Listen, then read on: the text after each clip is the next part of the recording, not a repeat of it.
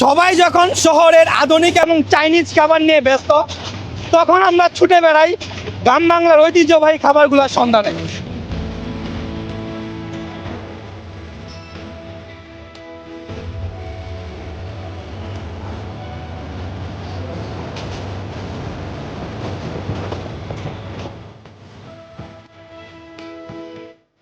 সেই সুবাদে আজকে আমরা চলে যাচ্ছি মহিষের দইয়ের বাজার বকশীগঞ্জে।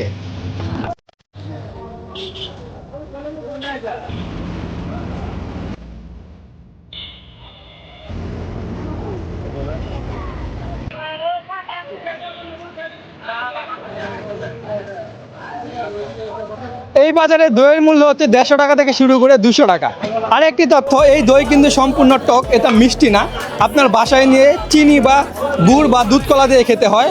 আর এটা মহিষ থেকে উলান করার পরে এটা সম্পূর্ণভাবে রেখে দেওয়া হয় এবং পুরো কৃত্রিমভাবে 3 দিন পরে এটা বাজারে আনা হয়।